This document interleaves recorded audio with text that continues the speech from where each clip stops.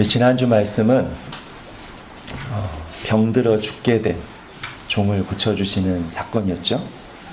근데 오늘은 이미 죽은 자를 살리시는 사건입니다. 그래서 이것을 연속적으로 나와 있는 이것은 마치 점층법처럼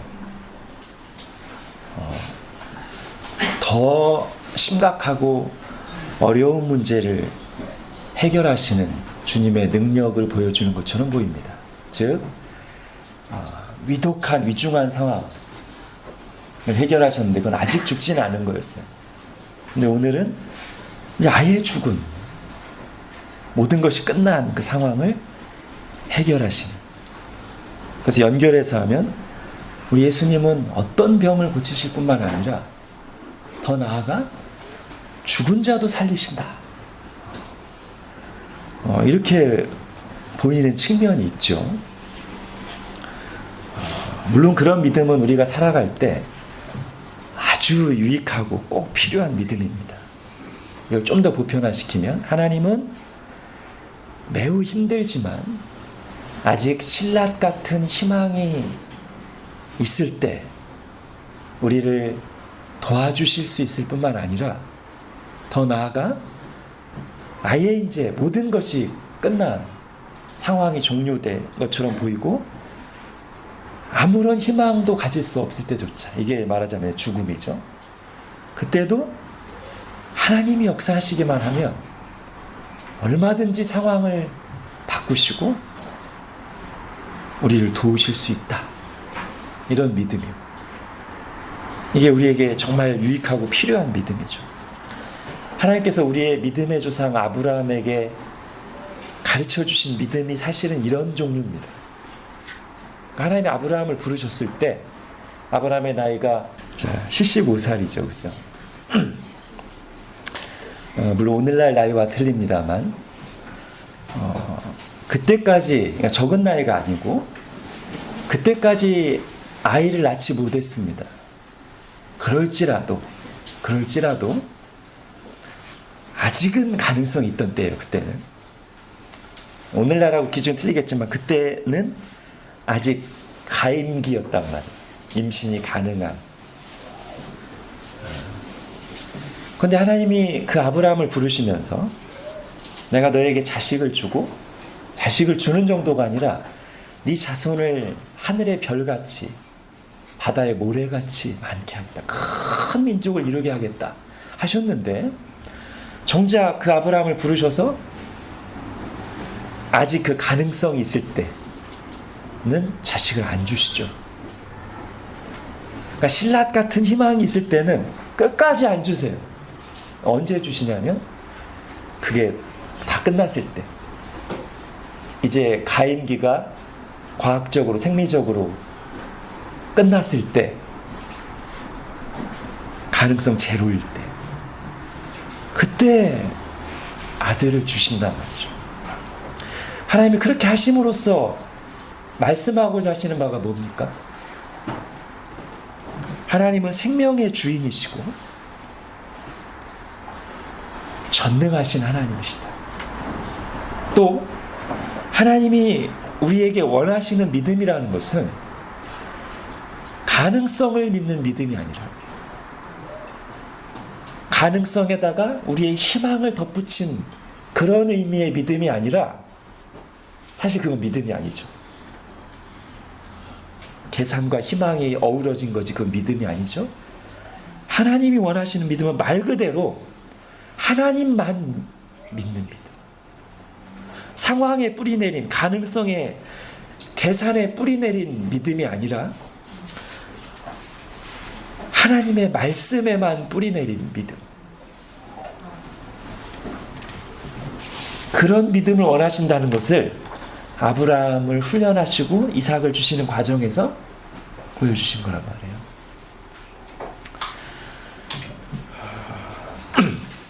자, 그래서 우리가 그 지난 본문과 오늘 본문을 죽은 자, 병든 자를 고치실 뿐만 아니라 죽은 자를 살리신 하나님으로 우리에게 적용하는 것 자체는 문제가 없습니다. 다만 오늘 본문이 말하고자 하는 게 정말 그것인가? 즉 병든 것을 고치시는 것을 넘어 이미 가능성이 사라진 상태, 곧 죽음까지도 살리시는, 그러니까 지난주 본문보다 더 큰 능력을 베푸시는 분이고 그것을 우리에게 믿기를 원하시는 그런 본문인가 할 때는 그건 아니라는 거예요. 오늘 본문은 그걸 말하는 것은 아닙니다. 예수님의 능력과 그 능력을 믿는 믿음에 관한 이야기는 지난주로 이미 충분합니다. 여러분, 백부장의 믿음이 심지어 누구까지 놀라겠어요? 예수님까지 놀라겠단 말이에요. 그리고 백부장이 예수님을 어느 정도로 크게 봤습니까? 뭐 병 고치는 정도로 크게 본 게 아니죠. 그분이 말씀만 하시면 직접 와서 그 환자를 뭐 어떻게 만지거나 조치를 취할 필요도 없이 눈에 보이지도 않는데 멀리 떨어진 곳에서 말씀 한마디만 하시면 죽어가던 자도 살릴 수 있는, 말씀으로 천지 만물을 창조하시고 죽음과 생명까지도 명령하실 수 있는 그 정도의 분으로 봤단 말이에요. 그러니까 이미 지난주 내용 속에 죽은 자를 살리시는 능력까지 다 포함되는 거예요. 백부장 그걸 믿었어요. 그러니까 오늘 나온 본문이 지난주에 아직 예수님의 능력을 다 보여주지 못해서 더 큰 능력을 보여주고 우리에게 더 큰 믿음을 요구하기 위해서 나오는 본문은 아니라는 거예요. 초점이 다른 데 있어요. 오늘 본문은. 언뜻 보아도 지난주 본문과 오늘 본문은 확연하게 대비되는 차이점이 하나 있는데 이게 뭘까요? 지난주에는요, 백부장의 행동과 믿음이 본문 처음부터 끝까지 계속 강조돼요. 어떻게 시작돼요? 이 백부장이 다른 로마인들과 달리 자기의 노예를 끔찍이 귀하게 여기고요, 그 노예가 병들자 그걸 살려보겠다고 사람들에게 부탁해서 예수님께 간구를 한단 말이에요. 근데 그 백부장의 부탁을 받고 나온 이 유대인 장로들은 또 이 로마 장교를 엄청 칭송해요. 예수님, 이 사람 소원은 좀 들어주셔야 됩니다. 이 사람은 그럴 만한 사람입니다. 이스라엘 민족을 사랑하고 우리를 회당을 지어줬습니다. 이게 끝이 아니고 이 백부장이 또 다시 한번 자기 친구들을 보내서 예수님께 위대한 신앙 고백을 하잖아요. 주님, 저는 주님 앞에 설 자격이 없습니다. 말씀만 하사 낫게 하십시오. 결국 예수님을 놀라게 한단 말이에요. 그걸 통해서 보여주는 건 뭐냐면, 와, 이 백부장 대단하다, 이걸 말하려는 게 아니고, 항상 성경은 어떤 사람을 통해서 결국 이 백부장이 예수님을 어떻게 신앙 고백했는가, 얼마나 높은 분으로 봤는가, 그의 믿음을 통해, 그의 신앙 고백을 통해 예수님이 얼마나 크신 분인가, 우리가 예수님을 어떻게 믿어야 되겠는가, 이걸 말하는 것이었다면, 여러분, 오늘 본문은요, 과부가 등장하는데 마치 지난주 본문과 일부러 반대되기라도 하듯이 이 과부의 말과 행동이 하나도 없어요. 진짜 없어도 너무 없어. 한마디도, 하나의 행동도 안 나와요. 이 과부가 등장하는 것은 이 과부가 뭘 했냐 안 했냐가 아니고요, 그저 죽음이라고 하는 피할 수 없는 인생의 문제 앞에 무기력하고 비참한 인간의 모습을 보여주는 사람으로 등장하는 거예요. 그리고 예수님은 바로 그런 여인, 그런 인생을 불쌍히 여기시고 그 죽음의 문제를 해결해 주시는 구원자로 등장하시는 거죠. 오늘 본문이 말하고자 하는 초점은 예수님이 우리를 구원하러 오셨다는 것, 구원자로 오셨다는 것이고, 더 깊이 관찰하면 그 구원이라는 것이 어디서부터의 구원이고 이 구원이 실제로 어떻게 일어나는 것까지 오늘 본문에서 찾아볼 수 있습니다.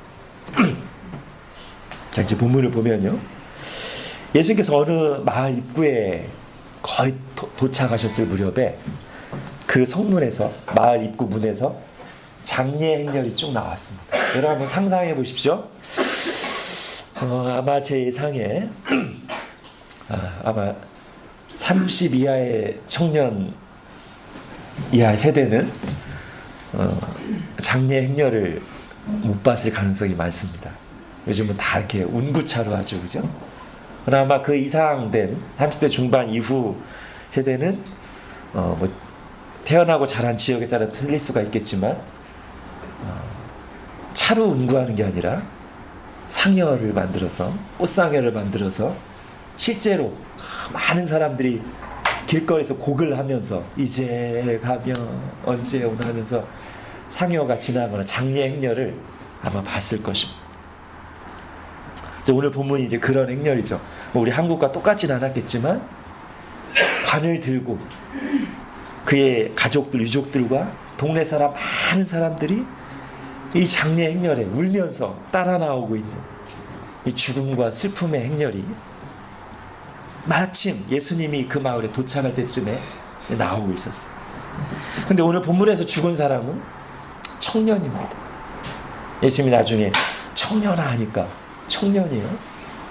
그리고 과부의 외아들이에요. 그럼 과부가 뭡니까?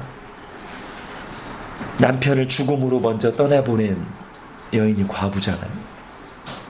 그런데 이제는 하나뿐인 젊은 청년 아들마저 또 죽었어요.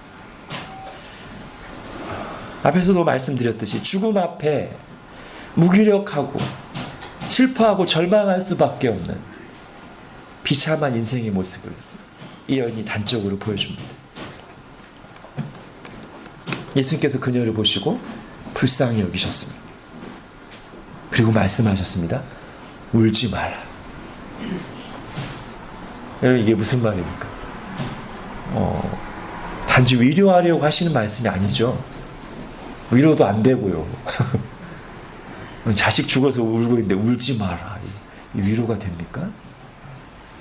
아무 일도 일어나지 않는다면 울지 마라는 말은 그야말로 공허한 말에 불과합니다. 그런데 예수님께서 지금 울지 말라고 하실 때는 뭔가 일을 하시겠다는 뜻이죠. 마치 성경에 자주 나오는 고난 가운데 있는 하나님의 백성들에게 두려워 말라 하시는 것과 비슷한 거예요. 뭔가 하나님이 일하시겠다는, 예수님의 일하심을 기대하게 하는 말씀입니다. 울고 있던 여인, 그리고 이 죽음과 슬픔의 행렬에 함께하고 있던 사람들은 갑자기 들려온 이 짧고 위험 있는 음성을 듣고 눈을 들어 예수님을 바라봤을 거예요. 여러분 11절을 보면 이때 예수님 곁에는 제자와 많은 무리가 동행하고 있었습니다. 다시 우리가 그림으로 생각하면 전혀 다른 분위기와 색깔을 가진 두 무리가 마을 입구에서 조우하는 거예요. 하나는 마을에서 나오는데 죽은 자를 앞세운, 관을 앞세운 슬픔과 죽음의 행렬이 많은 사람들이 쭉 나오고 있고요. 이쪽은 생명의 주님이신 예수님을 앞세운 빛의 행렬이 다 만나는 장면입니다. 어떤 문제를 두고 만나냐면 죽음의 문제를 두고 만나는 거고요. 그리고 거기에 이 죽음의 문제를 해결하실 예수님이 있습니다. 자, 울지 말라는 말씀에 모든 사람들이 예수님을 주목합니다. 그리고 예수님은 다가가서 관에 손을 대시죠. 온구하던 사람들이 멈춰섰습니다. 예수님께서 죽은 사람을 향해 말씀하십니다. 청년아, 내가 네게 말하노니 일어나라. 여러분, 예수님이 이 말씀을 하시자 죽었던 자가 살아났습니다. 오늘 본문 표현에 의하면 죽었던 자가 일어나서 앉고 다시 말하기 시작했습니다. 예수님의 말씀 한마디에 죽음의 문제가 해결되었습니다. 죽음의 행렬이 멈췄습니다. 자, 이를 지켜본 사람들의 반응이 뭡니까? 이제 16절을 보십시오. 같이 한번 읽겠습니다. 시작. 모든 사람이 두려워하며 하나님께 영광을 돌려 이르되 큰 선지자가 우리 가운데 일어나셨다 하고 또 하나님께서 자기 백성을 돌보셨다 하더라. 예, 이 말씀을 잘 보셔야 돼요. 자, 죽은 자를 살리시는 예수님의 권능을 보며 사람들이 처음 보인 반응은 두려움이었습니다. 아니, 죽인 게 아니라 살렸는데 기쁨이 아니라 어떤 게 제일 먼저 와요? 두려움. 아마 우리도 그 자리에 있었다면 두려움이 가장 먼저 왔을 것 같아요. 이 두려움 어떤 두려움이죠? 우리의 경험과 이해, 인간의 한계를 뛰어넘는 어떤 큰 힘, 큰 존재를 직면할 때 본능적으로 우리 속에 생겨나는 두려움이죠. 죽음의 권세도 정복하시는 예수님에게서 인간을 뛰어넘는 어떤 신적 권능과 권위를 감지한 것이죠, 사람들이. 그래서 그들은 즉시 그 두려움 속에 하나님께 영광을 돌립니다. 예수님을 하나님이 보내신 분으로 인정했다는 것이죠. 그것도 아주 특별한 하나님의 사람.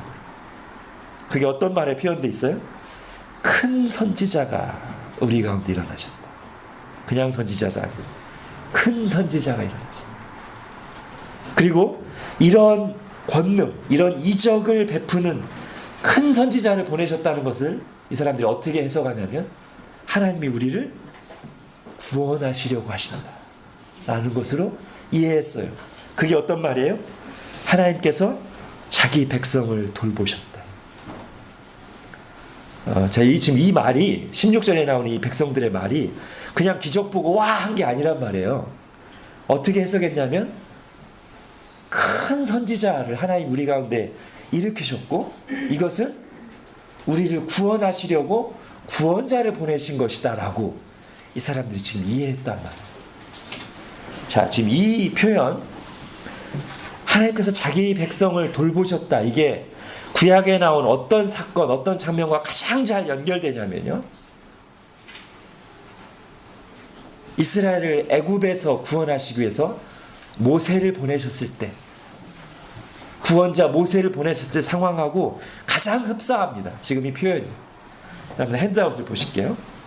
출애굽기 3장 있죠? 네. 여호와께서 이르시되 내가 애굽에 있는 내 백성, 여기 지금 오늘 본문에 하나님께서 자기 백성을 돌보셨다. 여호와께서 애굽에 있는 내 백성의 고통을 분명히 보고, 자기 백성의 고통을 분명히 보고, 그들이 그들의 감독자로 말미암아 부르짖음을 듣고 알고, 이제 내가 너를 바로에게 보내어 구원자를 보내서 내 백성, 하나님이 자기 백성 이스라엘 자손을 애굽에서 인도하여 내게 하리라. 하나님의 말씀이고요. 자, 출애굽기 4장에는 오늘 본문과 더 잘 연결되는데 자, 30절을 보십시오. 아론이 여호와께서 모세에게 이르신 모든 말씀을 전하고 그 백성 앞에서 이적을 행하니, 모세와 아론이 큰 권능을 행하니까 이스라엘 백성들이 뭐를 받아들였냐면, 여호와께서 자기 백성 이스라엘 자손을 찾으시고 그들의 고난을 살피셨다, 그들의 백성을 돌아보셨다 함을 받아들이고서 경배하고 머리를 숙였단 말이에요. 지금 아마 이스라엘 백성들은 분명히 이 장면을 생각하면서 하나님이 모세와 같은 큰 선지자를, 큰 이적을 베푸는 선지자를 우리 가운데 일으키셔서 로마의 압제 아래에 있는 자기 백성들을 구원하시려고 보내셨구나, 이렇게 해석했단 말이에요.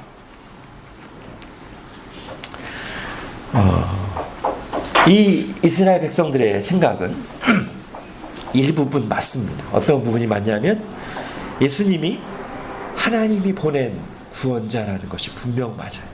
지금 예수님이 행하시는 이 일은 구원 사역이에요. 하나님이 보내신 구원자라는 것을 증명해주는 사역이에요. 이제 우리 다음 시간에 살펴볼 본문에 보면 세례 요한이 감옥에 갇혀서 자기 제자들 예수님께 보내면서 여쭙니다. 오실 그분이 당신입니까?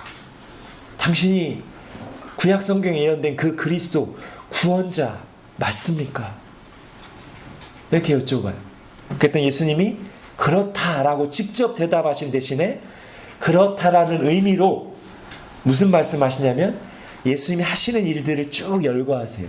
그 중에 하나가 뭐냐면 여러분 오늘 보면 22절 한번 보세요. 누가 보면 21절 뒷부분에 보면 끝부분에 보면 죽은 자가 살아나며 죽은 자를 살리는 내가 하는 이 일이 구약에 예언된 구원자라는 것을 보여준 하나의 사인이다. 이렇게 예수님이 직접 말씀하신 거예요. 그러니까 예수님이 지금 죽은 청년을 살리시는 이 일은 이스라엘 사람들이 생각하는 것처럼 예수님이 바로 그 구원자 그리스도라는 것을 보여주는 사건 맞아요. 사도들이 나중에 사도들도 죽은 사람을 일으키고요, 병자들을 고쳐요. 다만 차이점이 있다면 사도들은 내가 내게 말하는 이렇게 하지 않고요, 예수 그리스도의 이름으로. 한 번은 베드로가 예수 그리스도의 이름으로 나면서부터 앉아있는 사람을 일으킨단 말이에요.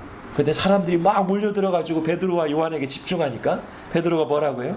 이스라엘 사람들아, 왜 이것을 놀랍게 여기면서 마치 우리 개인의 능력과 경건으로 이 일을 한 것처럼 우리에게 주목하느냐? 예수 그리스도의 이름으로 이 사람이 예수 그리스도를 믿는 믿음으로 이 사람이 나았다라고 말해요. 그 뒤에 종교 지도자들에게 끌려가서 변론을 하는데 그때는 더 분명하게 얘기하죠. 다른 이로서는 구원을 받을 수 없나니 천하 사람 중에 구원받을 다른 이름을 우리에게 주신 일이 없다. 예수 이름이 바로 구원의 이름이다 라고 말한단 말이에요. 예수님이 구원자라는 말이에요. 오늘 본문에서 예수님은 다른 누구의 이름도 아닌 자기 자신이, 당신이 구원자로서 직접 명령하시는 거죠. 청년아, 내가 내게 말하노니 일어나라. 자, 그런데 예수님이 구원자라는 것을 이해하는 것까지는 이제 맞는데요. 자, 이 구원자 예수 그리스도가 어디로부터 우리를 구원하려 오셨는가에 대해서, 또 어떻게 우리를 구원하실 건가에 대해서 이 이스라엘 백성들의 생각이 하나님의 뜻과 너무 많이 거리가 있어요. 이게 이제 문제인데, 지금 이스라엘 군중들은 아까도 말씀드렸듯이 죽은 자를 살리시는 이 예수님의 권능을 보면서, 와, 이 큰 능력으로, 죽은 자도 살리는 이 큰 능력으로 예수님이 이스라엘을 로마 제국의 압제로부터 구원해 주길 기대했다. 이스라엘 사람들이 생각하는 자기들에게 필요한 구원은 뭐냐면 로마 제국으로부터의 구원, 경제적, 사회적 구원이에요. 정치적 구원이에요. 근데 여러분, 예수님은 결국 나중에 이스라엘 백성들과 이 문제 때문에 충돌하는 것인데, 예수님은 그런 문제에서 인생을 구원하러 오신 분도 아니고요, 이스라엘만 구원하러 오신 분도 아니에요. 만약에 로마 제국을 때려잡고 이스라엘을 구원하러 오신 분이면 예수님은 이스라엘만의 구주시죠. 정치적인 구주시죠.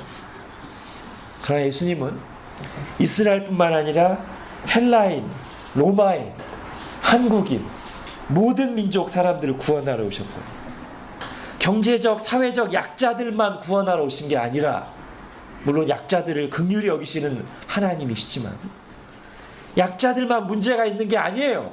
그들에만 구원이 필요한 게 아니에요. 부자들도 구원이 필요해요. 아무 문제 없어 보이고 좋은 집에서 좋은 옷 입고 사는 사람들도 절대적으로 구원이 필요해요. 그 구원은 오늘 본문에 나오는 것처럼 죽음으로부터의 구원. 모든 인생들이 직면할 수밖에 없는 가장 큰, 결코 인간이 해결할 수 없는 죽음으로부터의 구원이고, 그 죽음을 야기시킨 죄로부터의 구원이란 말이죠.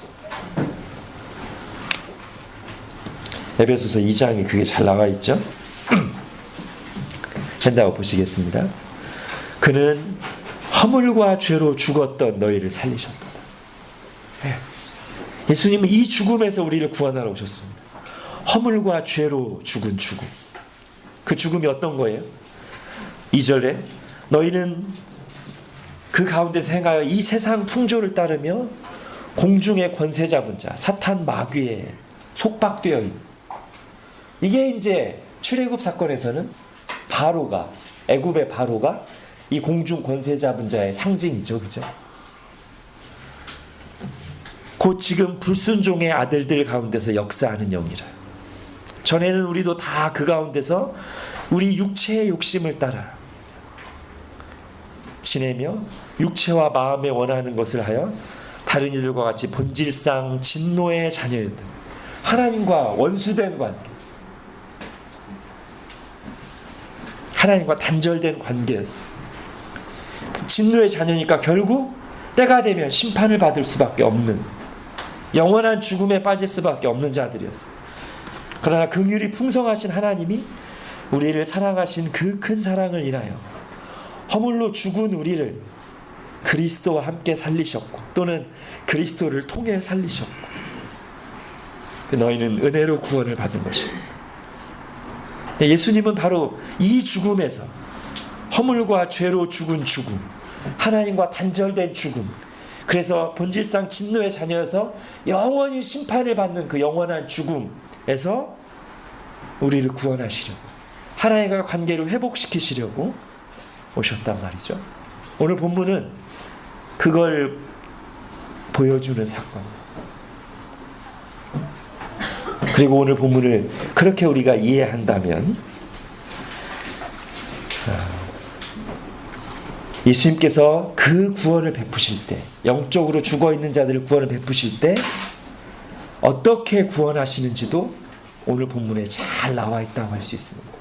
아까 제가 지난주 본문과 오늘 본문의 굉장히 큰 차이점이 뭐냐 할 때, 이 구원받은 대상들이 한 일이 없어요.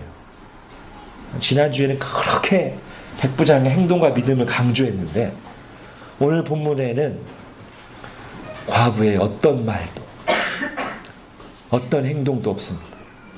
즉 죽음에서, 죽음이라고 하는 비참한 가운데 있는 인생들을 구원하시는 이 구원의 역사에서 이 사람이 구원받는 이유를 사람에게서는 아무것도 찾을 수 없단 말이에요. 사실 이 본문은 굉장히 독특한 본문 중에 하나입니다. 복음서에서 예수님이 많은 병자를 고치시고 죽은 자도 여러 명 살리시고 하는데, 대부분 본문에는 어떤 모양으로든지 예수님께 나아오고 간구하고 이런 게 다 있는데, 오늘 본문에 그것조차 없어요. 유일한 이유는 13절입니다. 주께서 과부를 보시고 불쌍히 여기사. 이게 구원의 궁극적인 이유예요. 사람이 뭐 자격이 있거나 먼저 하나님께 도와달라고 찾거나 구한 것이 아니고, 주님이 죄와 죽음 가운데 있는 비참한 인생을 먼저 불쌍히 여기사. 이게 우리가 구원받는 유일한 이유입니다. 하나님이 세상을 이처럼 사랑하사. 이게 우리가 구원받는 이유예요. 우리에게는 아무 구원받을 이유가 없고 주님이 우리를 구원하실 의무도 없습니다. 불쌍히 여기사. 이게 다예요.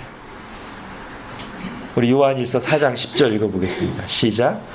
사랑은 여기 있으니 우리가 하나님을 사랑한 것이 아니라 하나님이 우리를 사랑하사 우리 죄를 속하기 위하여 화목제물로 그 아들을 보내셨습니다. 예. 우리가 하나님을 찾은 게 아니에요. 우리가 하나님 사랑하니까, 그래? 그럼 한번 나를 사랑하니까 내가 좀 구원 좀 베풀어 볼까? 한 게 아니에요. 주께서 보시고 불쌍히 여기사.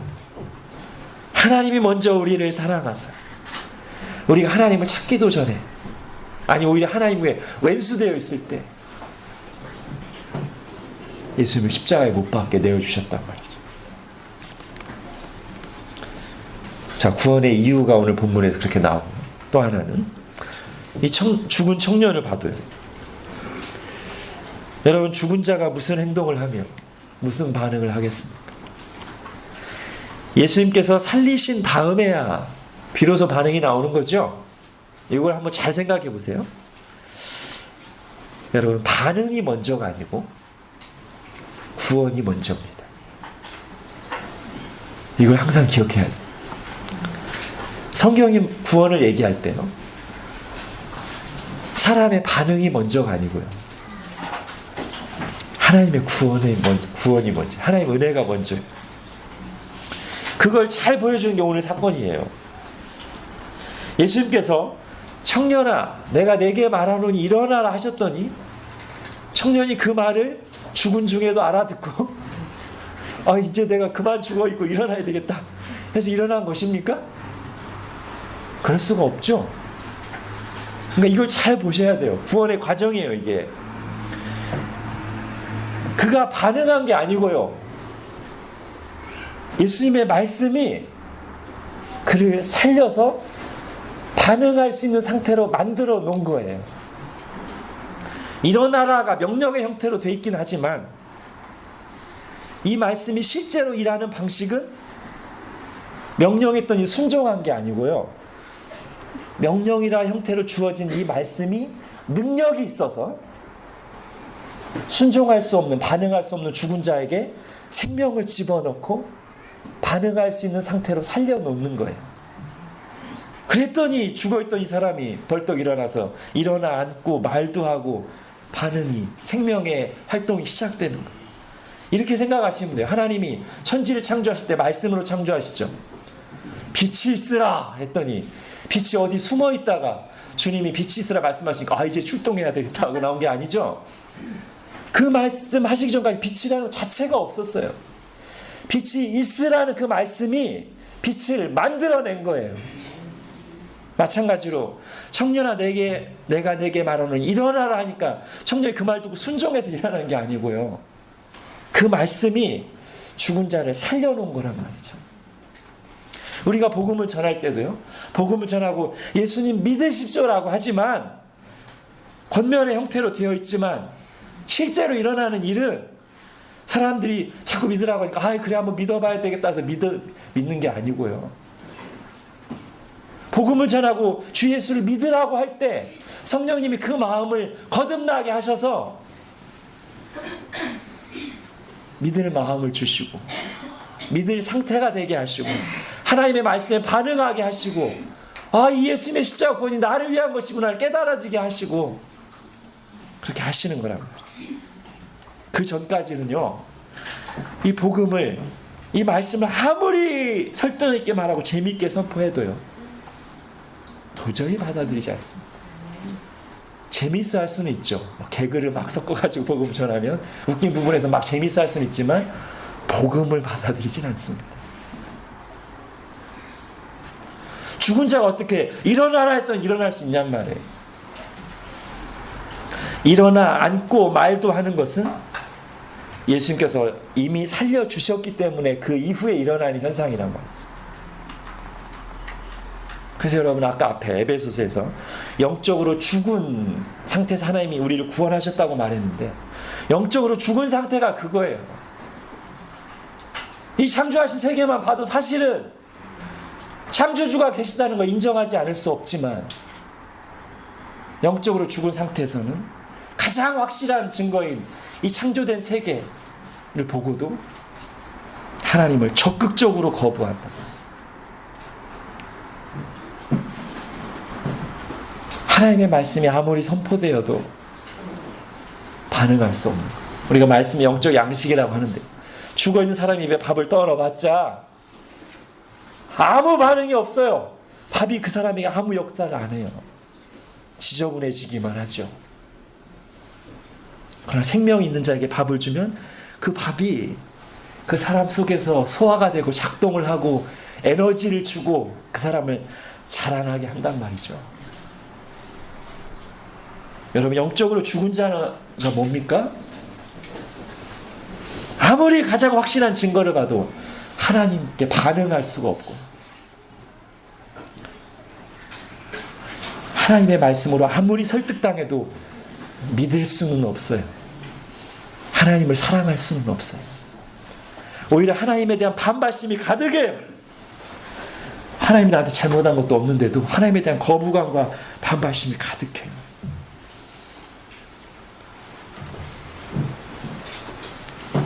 여러분, 고린도전서 2장 보겠습니다. 같이 읽겠습니다. 시작. 육에 속한 사람은 하나님의 성령의 일들을 받지 아니하나니 이는 그것들이 그에게는 어리석게 보이며 또 그는 그것들을 알 수도 없나니 그러한 일은 영적으로 분별되기 때문이라. 예, 여기 육에 속한 사람 제가 이제 풀어놨는데 거듭나지 않은 사람. 이 사람에게는 하나님의 성령의 일들이 절대 받아들여질 수가 없고요. 영적으로 죽은 사람에게 어리석게 보여요. 자, 고린도전서 1장도 읽겠습니다. 시작. 우리는 십자가에 못 박힌 그리스도를 전하니 유대인에게는 거리끼는 것이요 이방인에게는 미련한 것이로되 오직 부르심을 받은 자들에게는 유대인이나 헬라인이나 그리스도는 하나님의 능력이요 하나님의 지혜입니다. 예. 거듭나지 않은 사람들에게는 똑똑하고 미련하고 빈부 귀천을 떠나서 남녀노소를 떠나서 십자가에 못 박힌 예수 그리스도의 이야기가 거리끼고 미련한 얘기로 보이지만 부르심을 받은 자들에게는 똑똑하건 미련하건 많이 배웠건 적게 배웠건 책을 많이 봤건 안 봤건 남녀노소 빈부 귀천을 막론하고 이 예수 그리스도는 나를 구원하시는 하나님의 능력이고 나를 구원하시는 하나님의 가장 놀라운 지혜로 받아들여진다. 이러한 영적 사실, 구원의 원리를 그림으로 잘 보여주고 있는 것이 바로 오늘 본문입니다. 우리에게 어떤 자격이 있어서 구원받은 것이 아니라 하나님이 죄와 죽음 아래 있는 비참한 인생을 불쌍히 여기사 찾아오셔서 구원을 베푸시는 것이고, 우리가 다른 사람보다 더 마음이 착하고 부드러워서 하나님의 말씀을 믿고 받은 것이 아니라 죽은 자가 말씀을 들을 때 그 말씀이 죽어있는 자를 살아나게 해서 비로소 그때부터 일어나고 다시 말을 하기 시작한 것처럼 하나님의 말씀을 들을 때 성령님께서 우리 마음을 비추시고 거듭나게 하셨기 때문에 똑같이 완악한 죄인이 영적으로 죽어있던 내가 예수님과 그분의 말씀에 대해 올바르게 반응하게 돼. 구원받은 자로서 생명을 가진 자로서의 반응이 나오게 되었단 말이에요. 그래서 우리가 위에서 읽었던 에베소서 마지막 부분 5절에서 말하는 게 그거예요. 너희는 은혜로 구원을 받은 것이다. 너희는 은혜로 구원을 받은 것이다. 자격이 있어서 받은 것도 아니고 너희가 열심히 노력해서 받은 것도 아니고 이 구원이 시작된 동기도 하나님의 은혜고 불쌍히 여기사고 이 구원이 실제로 일어난 과정도 하나님이 죽은 자를 말씀으로 살리신 하나님의 일방적인 사역 은혜로 된 것이다. 그러나 이것은 조금 바꿔서 말하면 이렇게 말할 수도 있습니다.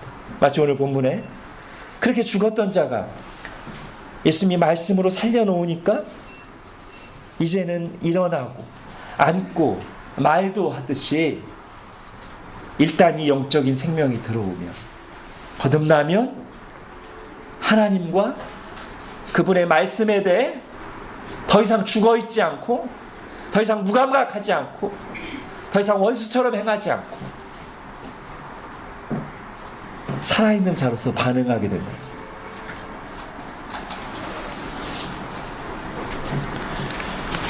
하나님께서 우리에게 이 은혜를 주시려고 이 구원을 주시려고 예수님을 십자가에 내어주셨습니다. 제가 오늘 설교 제목을 일부러 저렇게 했습니다. 대부분은 이제 복음서에서 예수님이 어떤 일을 행하신 것을 할 때는 뭐뭐 하신 예수님 이렇게 하거든요. 죽은 자를 살리신 예수님을 하려다가 지금도 예수님께서 성령과 말씀을 통해 영적으로 죽은 자를 살리시는 일을 계속 하고 계시기에 제목을 저렇게 했어요. 죽은 자를 살리시는 예수.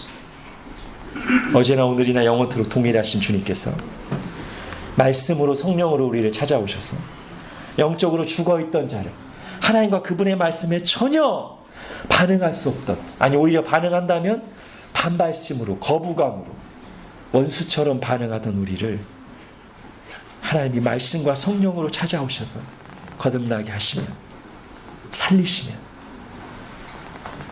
오늘 이 죽었다 살아난 청년처럼 일어나 앉고 말도 하고 예배하고 주님의 말씀에 순종하고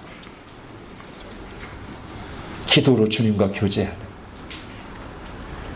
그리고 늘 실패하긴 하지만 우리의 마음 깊은 곳에는 항상 내가 하나님 뜻대로 살아야 되는데, 더 주님을 알고 싶은데 하는 소원이 계속해서 일어나는 그런 생명을 우리에게 주시고 또 주십니다. 기도하겠습니다. 하나님, 허물과 죄로 죽었던, 영적으로 죽어서 하나님과 하나님의 말씀에 전혀 반응할 수 없던 우리를 성령과 말씀으로 찾아오셔서 구원하시고 이제는 일어나 앉아 말도 하고 하나님께 반응하는 거듭난 생명을 가진 자로 불러주신 은혜를 감사합니다. 하나님이 영적인 죽음과 삶에 대해서 우리에게 계속 말씀을 통해 깨닫게 하셔서 눈에 보이지 않지만 이 영적인 죽음과 삶이 얼마나 엄청난 일이고 엄청난 사건이고 놀라운 은혜인지 우리에게 알게 하셔서 세상에 휩쓸려 살지 아니하고 하나님과 하나님의 말씀에 반응하며 생명 있는 자답게 살아가고 열매 맺는 저희들 되도록 은혜를 베풀어 주옵소서. 예수님의 이름으로 기도합니다. 아멘.